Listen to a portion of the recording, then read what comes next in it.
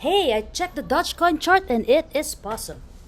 Is our Doge ready to pounce? Let's find out using Ichimoku Kinko Hyo.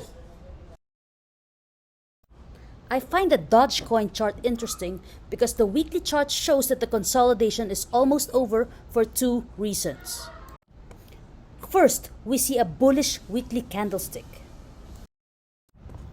Second, the Chico span is right beside the candlestick, suggesting decision time for DogeCoin. We know that once Chico span is at this position beside the candlestick, the consolidation is about to end and price has to make a decision. Are you going to move up or are you going to move down? The candlestick is also showing bullishness as it approaches the Kumo.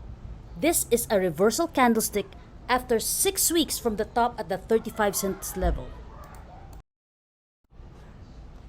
In addition, the RSI is also pointing up and is at 48. If it breaks above 50, we all know that 50 is the line that separates bullishness from bearishness. If it breaks above 50, then we have a good signal to buy. Looking at the daily chart, we see that price had just broken above a falling wedge pattern.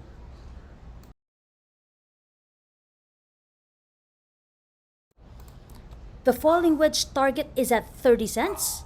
This is also the Senko A resistance and the 618 Fibonacci line. In the 4-hour chart, there are already some bullish signals. First, the Tenkan-sen crossed above the Kijun-sen. Second, the Chico span is already above the price but is yet to break above the Senko B at 23. The price already broke above the Kumo. On the downside, there is no bullish Kumo twist yet, so we expect some sideways consolidation first. Note also that the RSI just pointed downwards, so it's a bit overbought by now. Price may revisit the Senko B at 21 cents, while the RSI is trying to consolidate.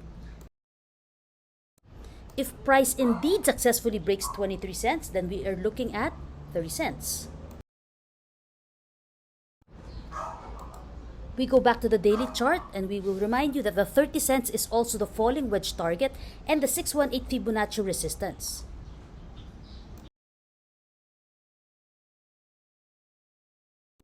On reaching 30, the price may consolidate sideways and retest the flat Senko B as support.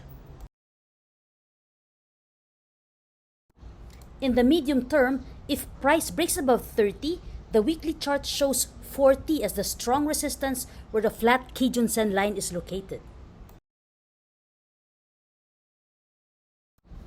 After this target is reached, we might expect some sideways action to build stronger support base at 40.